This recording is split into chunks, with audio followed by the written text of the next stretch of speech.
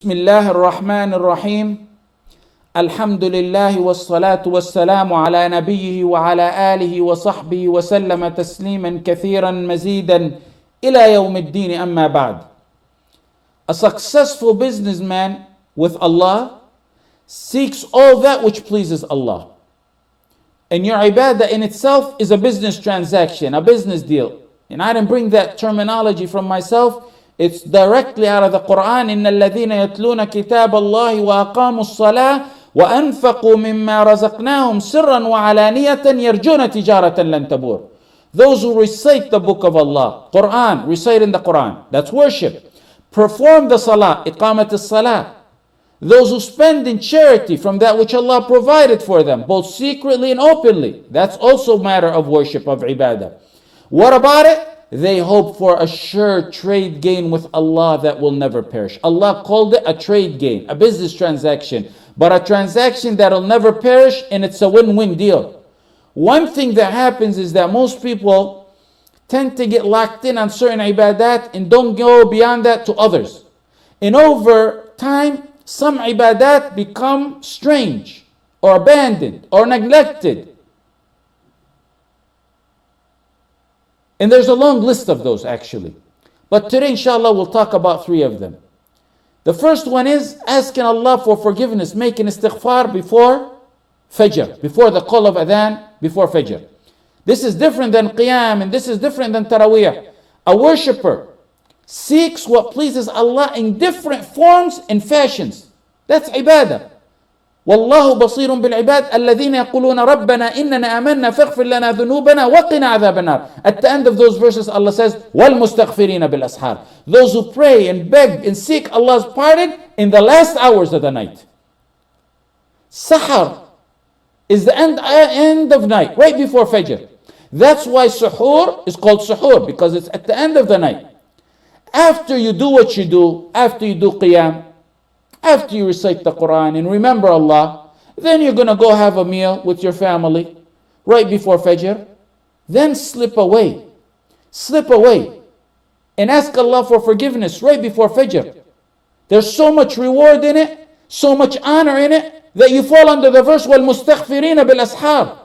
We said that Ramadan is an imanic therapy to start some more ibadat, to better yourself. Start gradually in this. Start slow. Maybe 5 minutes before Fajr, maybe 3 minutes before Fajr, go sit and make istighfar. Don't listen to this and get all hyped up and inspired and then go do hours, because sometimes that's a shaitanic tactic where he gets one to exert all his effort, gets inspired at something, gets all his exerts all his effort in one night, and then he leaves it. Ibadah is like when you buy a new car. They tell you got to break in the engine bit by bit. Don't go and drive at 70 miles per hour from the first day. You got to break the engine in. What little of ibadah you do that continues is better than a lump sum that vanishes. While everyone is sitting at the table eating suhoor and breakfast, conversing in possibly vain talk and sometimes sinful talk, take a step away and go do istighfar. Say 70 to 100 times like the Prophet ﷺ, astaghfirullah, or any fashion or form, make istighfar. That's the beginning of a new ibadah in your life. All the times are good for istighfar. All. But this time is the time recommended in the Quran. Do it and you'll be among those praised by Allah in the Quran. وَالْمُسْتَغْفِرِينَ بِالْأَسْحَارِ. You do it and inshallah you'll get Allah's forgiveness. فَقُلْ تُسْتَغْفِرُوا رَبَّكُمْ إِنَّهُ كَانَ غَفَّارًا. Allah will forgive those who seek forgiveness. You got financial problems? You're a couple having fertility problems? Istighfar is by a clear verse a medication for all that. And the best time is that time by suhoor. وَيُمْدِدْكُمْ بِأَمْوَالٍ وَبَنِينَ. You want strength? You want a position or promotion? You're trying to get in a university, they keep declining and rejecting you? Wallahi, head to istighfar and see. وَيَزِدْكُمْ قُوَّةً إِلَىٰ قُوَّتِكُمْ. Seek forgiveness from your Lord. He will send you from the sky abundant rain and add strength to your strength. A position, maybe a university you're trying to get, a promotion at work. You want to enjoy life? يُمَتَّعْكُمْ مَتَاعًا حَسَنًا. Seek forgiveness from your Lord. The verse says, seek forgiveness from your Lord and turn to Him in repentance. He'll grant you a good enjoyment in life. Ibn Kathir said this is in this life. Then the second sentence says, وَيُؤْتِ كُلَّ ذِي فَضْلٍ فَضْلًا. وَيُؤْتِ كُلَّ ذِي فَضْلٍ فَضْلًا. It's the life after. So you get both out of istighfar. You want to be saved from evil, from punishment of sins in this life and in the life after. وَمَا كَانَ اللَّهُ مُعَذِّبَهُمْ وَهُمْ يَسْتَغْفِرُونَ. The mercy of Allah descends upon you with istighfar. لَوْلَا تَسْتَغْفِرُونَ اللَّهَ لَعَلَّكُمْ تُرْحَمُونَ. If you have the mercy of Allah, what else do you need? Now tell me, is it worth it? Start in this blessed day, today. Make a determination to make it a habit. Right before Fajr, wake up a little bit early and make istighfar. Start with your tongue and make sure your heart is at the same pace as your tongue. Be consistent. And wallahi, you're going to see a change. If you doubt that, you're doubting the Quran. Now, a side issue. Why is the pre-dawn the time in the Quran specified? For a more special significance. And we know all times is good for istighfar, but why is it specified? Because that's the start of the day. A fresh, clean slate. That's what you need. So Allah can bless your day. So you will not be deprived of blessing. So when you start on a clean slate, forgiven from Allah, so Allah will bless your day. You're heading to work, a materialistic world and life. And Allah wants you to know the exact reason and purpose for why you were created. So make istighfar before your day begins. The entire 1/3 end of the night is a blessed time. I've talked about Qiyam plenty and about 1/3 end of the night, but this is a special moment out of the 1/3 end of the night to seek forgiveness in Allah. The second ibadah that's become somewhat strange is the ibadah of tafakkur, to ponder, to contemplate Allah's names and qualities and attributes, the power of Allah. Ponder over the verses of Allah, the universal verses, the sky, the earth, the mountains, the day, the night, the wind, and the textual signs in the Quran, the verses in the Quran. Ponder over Allah's creation and His power in creating. Pondering? Yes, pondering. Did you turn Sufiana suddenly? No. This is a worship mentioned in the Quran. إن في خلق السماوات والأرض واختلاف الليل والنهار لآيات لأولي الألباب. What does the end of it say?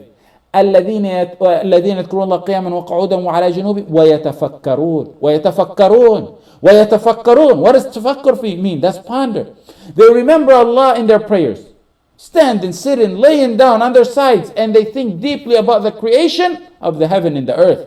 The creation of the heaven and the earth. They think about it. They ponder about it. They think about it. So when they ponder over that, where does that pondering lead them? Look at the next part of the verse. رَبَّنَا مَا خَلَقْتَ هَذَا بَاطِلًا. When they ponder, Lord, they come to the right conclusion in their tawheed. It establishes tawheed within you. You haven't created this without a purpose. Glory to you, Ya Allah. Give us salvation from torment of Jahannam.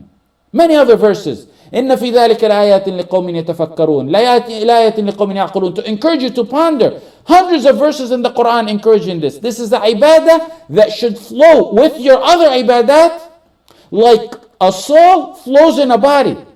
It must be restrained by revelation. You can't take it as a source. It's a matter that must be restrained by revelation. The worship of contemplating and pondering unlocks the heart and brightens the heart with that which the heart was blocked off from due to the tar of sins. It removes that tar. This ibadah opens the hearts to the meaning of the Quran and brings dosage after dosage of iman. This ibadah attains you certainty in Allah. It attains you fear in Allah, love of Allah, hope in Allah, reliance on Allah, continuous repenting, which is called inaba to Allah. This ibadah softens your heart. It softens those hard hearts. When you constantly contemplate the power of Allah, it humbles you. When you contemplate the forgiveness and generosity of Allah, it entices you to do better. Contemplating the verses of Allah, the signs of Allah, is soap that cleans your mind, your soul. Ponder in every matter that you see. Make it a habit. Raise yourself. Establish yourself to doing that. Abu Sulaiman ad-Darani said, I never left my house in seeing and laid my eyes on anything except I see Allah's blessing in it or His power over it. Well, what is that? Let me repeat, because this sums up this area. This sums up the whole area of this matter. Abu Sulaiman said, I never left my house except that anything I lay my eyesight on, I look to Allah's blessing in it or His power over it. Anything he sees, he looks to the blessing or His power of Allah over it. The verses that mention the sky, every time you look at the sky, ponder, who raised that sky with no pillars? You look at the sky, then look at the walls of your house. Every few months you need to call the handyman to fix it. Yet a creation is magnificent at the sky, years after years, sustained and maintained by Allah. When you ponder that, and you ponder that after you're walking out of the house and after you're walking out of the masjid, look and ponder and think and say, the one who did that to the sky is able to answer that dua that I just made at the masjid. Fill your heart with assurance. That's what it does. Do you understand now what pondering is? وَيَتَفَكَّرُونَ لَآيَاتٍ لِقَوْمٍ يَعْقِلُونَ لَآيَاتٍ لِقَوْمٍ يَتَفَكَّرُونَ. Sit and visualize the life after. The details of the life after, the akhirah. Abdullah ibn al-Mubarak once visited Sahal ibn Ali. When he seen him zoned out thinking, what we today, you see someone zoned out, you tell him, snap out of it. Abdullah ibn al-Mubarak said, where did your thinking take you? Sahal ibn Ali said, I was at the Sirat. Sahal was daydreaming. How he's going to cross over that bridge over Jahannam.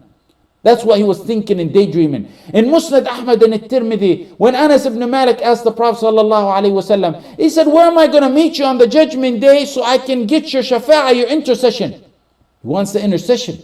The Prophet ﷺ said, you'll find me by the Sirat. He said, what if I don't find you there? He said, by the scale. He said, what if I don't find you there? He said, by the Kawthar. Do you think someone would ask such a question without having to ponder over that matter and thought about it for a long time in the details of the akhirah, in the judgment day?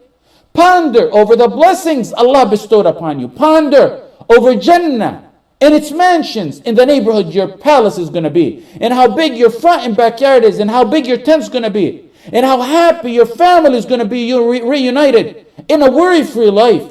That pondering gets you to escape the trials and difficulties of the prison of this world. It'll bring you peace and contentment and place it and embed it in your heart. Ponder. Ponder being called by Allah to a meeting with Allah. It'll refresh your love to Him. It'll bring you a heavy dosage of taqwa. And it'll instill strong resistance against the shaitan because you want that meeting. Ponder over hell and the misery of the inhabitants of hell and their torture that melts the heart. And it'll melt your heart and get you to regret your past and revive tawbah in you and make you to plan a better future based on iman and taqwa. This ibadah takes you to yaqeen, certainty in Allah. When a Bedouin sat and pondered and thought in a desert, far from civilization or education, and led him to something better than most of the educated people of our time would know. Camels, dung indicates there was camel. Footprints indicate there was travel. A sky indicates, and with its constellation, and the sea with its wave, all that shows there's the all-knowing, the all-powerful. Thinking about those matters got him to realize Allah. So the third and final matter, and neglected one, and final, because I said because of our time, is tabattul wal inqita' lillah. To sever yourself from all worldly matters and go to Allah. Every one of these worships is in the Quran. Devote yourself totally for Allah. وَتَبَتَّلْ إِلَيْهِ تَبْتِيلًا. Devote yourself to Him with a complete devotion. Complete devotion. Maryam alayhi salam was one of her nicknames, Al-Batul. She was called Al-Batul from this word, tabattal, because she severed herself or refrained from marriage so she can worship. And that's the terminology, tabattal. This doesn't mean you go to a cave or a place of our church, and you sit there away from this worldly matters. There's three types of tabattul. Like the Catholics and monks do, they go live in a place of worship with no marriage and other essential worldly matters. That's not Islam. Allah created man and knows what suits man, and He created part of Islam is to get married. Putting them in such places creates and generates pedophiles, not dedicated worshippers. They've come to realize that now, which Islam taught us 14 centuries ago, and they're thinking about changing it. But Islam told us that because our guidance comes from Allah, the Creator, who knows what best suits us 14 centuries ago. The second type of tabattul, devotion, is to take a certain time out of your day, night, 1/3 end of the night, and be in seclusion with Allah. Sever this world behind you and spend some time with Allah, 5, 20 minutes, whatever it may be. Ibadah, salah, dhikr, dua, reciting, devoting yourselves totally to Allah, complete devotion. And of course, the best times of ibadah, among the best times of ibadah of the day and night is the 1/3 end of the night. The third type of tabattul, and there's only few of the masses of the ummah who Allah blesses with this, is to put your mind and soul in the life after. Devoted, full devotion. Physically, they're with you. They are people you see physically with you, but their mind is absent in heavenly matters. People who speak, when they speak, you think they're talking to you 100% thinking about what you're saying, but their mind is telling them, is what I'm saying halal or haram? Does it please or displease Allah? You may see them sad for some sadness that happens, but inside they're attached to Allah with contentment and acceptance of Allah's destiny decree. In a nutshell, it's really someone who's physically with you here, spiritually his mind is devoted in trying to please Allah. He is present and absent at the same time. That is among the levels of ihsan. May Allah subhanahu wa ta'ala grant us and you this level. وصلى الله على سيدنا محمد وعلى آله وصحبه وسلم والحمد لله رب العالمين.